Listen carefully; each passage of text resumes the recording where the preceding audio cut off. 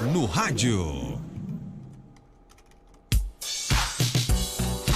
Check-up no rádio, hoje com o médico otorrino do Toino Lobo. Seja bem-vindo aqui ao nosso Panorama 95 do Toino. Bom dia. Bom dia, Marcos. Bom dia, ouvintes. Doutor Toino, o tema de hoje é sinusite e rinite, né? Existem diferenças entre a sinusite e a rinite? Tecnicamente, rinite e sinusite são basicamente a mesma doença. Rinocinusite seria o nome mais adequado. Mas vamos dizer da forma popular, como se conhece rinite popularmente e como se conhece sinusite. Então, as rinites ou rinossinusites, elas são a inflamação da mucosa nasosinusal, quer dizer, a parte de dentro do nariz e os seios da face, os seios paranasais, como é o nome mais correto. Então, o nariz, ele não é uma estrutura única. Ao redor do nariz, que fazem parte também, digamos, da cavidade nasosinusal, existem os seios paranasais. São verdadeiros ocos dentro de uma estrutura óssea, de um osso. Logo vizinho assim ao nariz existem os seios maxilares. Um pouquinho mais acima e entre os olhos ficam os seios esfenoidais por trás e etimoidais mais pela frente. E acima dos olhos ficam os seios frontais. Então, de cada lado do nariz, existem 4 cavidades dos seios paranasais. Repetindo, o frontal, etimoidal, esfenoidal e maxilar.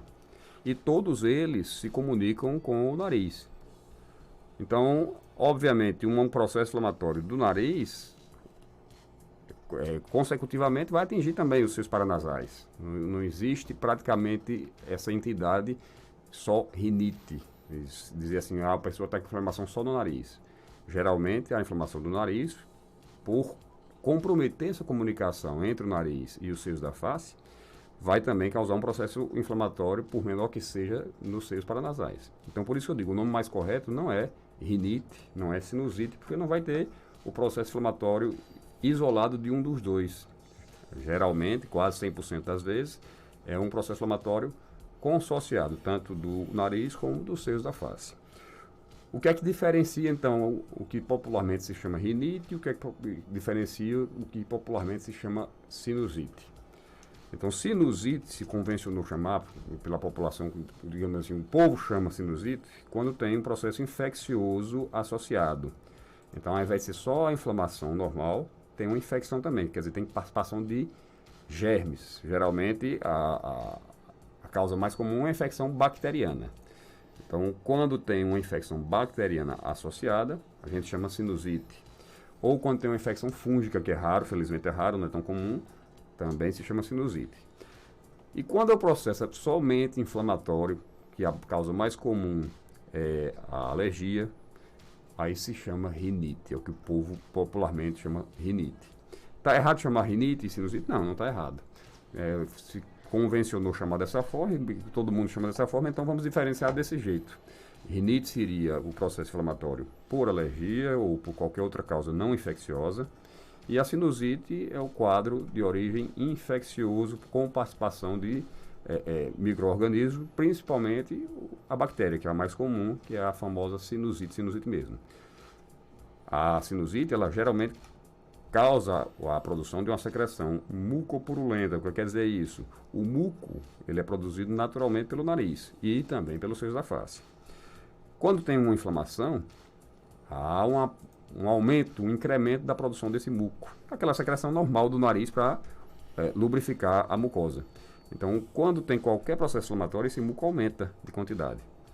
Não sendo infeccioso, esse muco ele pode até aumentar a viscosidade, ele fica mais grosso, digamos assim, menos fluido, mas ele não tem pus no seu interior. E quando há o processo infeccioso associado à sinusite mesmo, além do muco se cria uma secreção purulenta que se mistura ao muco e daí cria-se essa secreção mucopurulenta. É a principal forma de diferenciar. Quando a gente vai fazer o exame de um paciente, na grande maioria das vezes, o principal orientador, se é um quadro inflamatório puro ou se é um quadro infeccioso, é a presença desse pus no muco. A gente muitas vezes precisa recorrer a um exame chamado nasofibroscopia, que é como se fosse uma endoscopia do nariz. A gente vai passar um aparelho acoplado a uma câmera, uma microcâmera, dentro do nariz e ver a região de drenagem dos seios da face, por onde sai a secreção dos seios da face para o nariz, que é aquela comunicação que eu falei no início, vai ver que tipo de secreção está drenando dali. Se for uma secreção purulenta, quer dizer que tenha pus no meio, a gente já sabe que é um processo infeccioso e é isso que vai nos guiar, nos orientar no tratamento. O nosso ouvinte pergunta o seguinte: doutor, sofro muito com sinusite e rinite. Tem tratamento para isso e a pessoa fica boa? Tem tratamento para ambos. A infecção, a sinusite, digamos assim, tem tratamento e cura. Você fica definitivamente livre. Pode ter um novo episódio outras vezes na vida? Pode. Outros episódios, inclusive. Você ficou bom de um, é como uma gripe. Curou da gripe? Curou. Daqui a 6 meses você pode pegar outra? Pode. A sinusite é mais ou menos da mesma forma. Você tem uma infecção, trata, cura. Pode ter outra infecção na vida ou outras? Pode. Não é isento de outros episódios, não. Mas aquele episódio está curado, digamos assim. Você tratou, está curado. Já a rinite, digamos, de origem alérgica, que é a mais comum, essa não tem cura. Você trata, fica bom, absolutamente bom, mas sabendo que a qualquer momento ela pode voltar. Principalmente quando tem contato com o que a gente chama alérgenos, os fatores que desencadeiam a crise de rinite. E os mais comuns são poeira, fumaça, produto químico, variação de temperatura, gelo demais, ventilador ligado muito próximo. De qualquer forma, o ventilador prejudica, mas quanto mais próximo, pior. Muitas pessoas se dão mal com ar-condicionado também, pioram da rinite com ar-condicionado. Então, são os fatores que mais desencadeiam as crises de rinite. Então, essa realmente não tem cura, mas tem tratamento e dá para a pessoa passar uma boa temporada sem sintomas. Tem mais pergunta aqui no nosso WhatsApp, 99205-3030. Vamos lá. Bom dia. Doutor Enio, bom dia. Sempre eu escuto o seu programa. Quero que o senhor me tire uma dúvida. Eu apresentei agora uma coceira no meu nariz, coça, que fica tão irritado que inflama, fica vermelho assim dentro. Às vezes cria até uma casquinha. Coça. Eu não tinha isso não, vou apresentar agora. O que é que o senhor acha?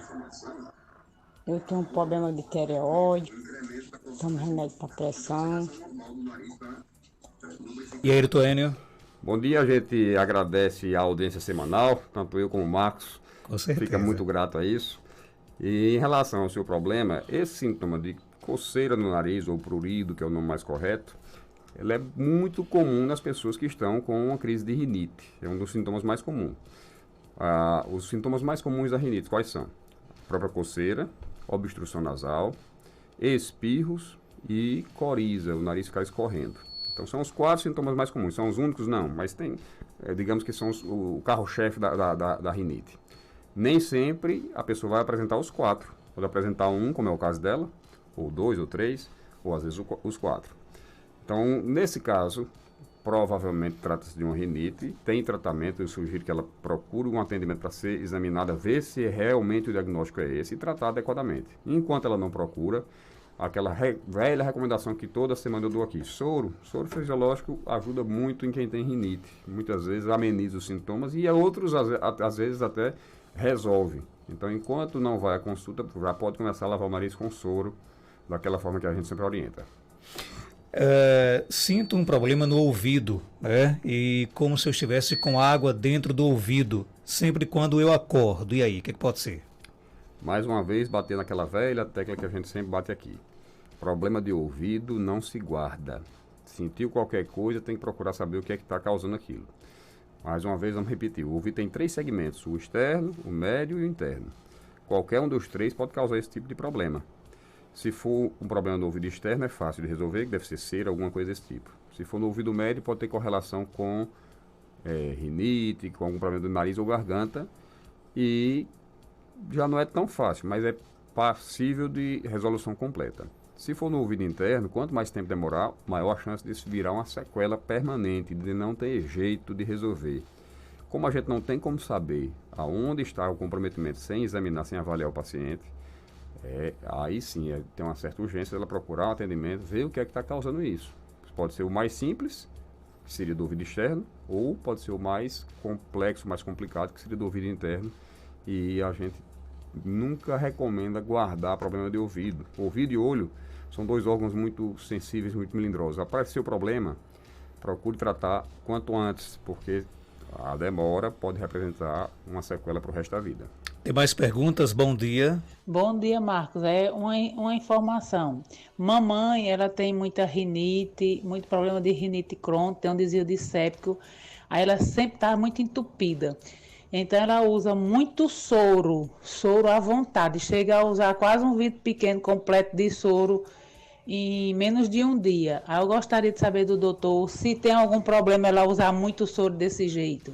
E Ayrton Enio? Nenhum problema. O soro não existe superdosagem, não tem problema em usar em abundância, não. Pode lavar à vontade. Ela não tem nenhuma contraindicação em fazer isso. Se dá um alívio bom, se controla só com soro, ótimo, pode manter. Se não está controlando só com soro, existem medicamentos que podem ajudar também no tratamento. Mas o soro é liberado, é à vontade, não tem superdosagem em relação a isso. Doutor Enio, tenho rinite alérgica, espirro com tudo. Se eu fizer o tratamento, iria tratar mesmo eu tendo gatos em casa? Agora ela tocou num ponto delicado. Grande chance de conseguir tratar. Talvez não de acabar totalmente o sintoma, porque ela tem contato permanente com o alérgeno. Eu sempre digo, alergia é uma balança. Aquelas balanças antigas de 2 pratos. Você bota o peso de um lado, ela vai pender para aquele lado, obviamente. Então a gente tenta sempre manter em equilíbrio. Quando o peso do alérgeno, quer dizer, do que causa alergia está muito elevado, a tendência é que a balança penda para o lado da piora. Então é mais difícil controlar, embora não impossível, mesmo ela tendo gatos em casa. A grande maioria consegue controlar sim, ficar bem, mas é mais fácil de voltar após o tratamento os sintomas. Logo que interrompe, é mais fácil que volte a incomodar. Mas a grande maioria das pessoas que tem esse problema, mesmo com os gatos em casa, vai sim, durante o tratamento pelo menos, a sentir um grande alívio. Doutor Enio, eu gripo muito. Qual é a causa que pode ser? Tem que ver se é gripe mesmo ou se são crises de alergia que a pessoa confunde com gripe.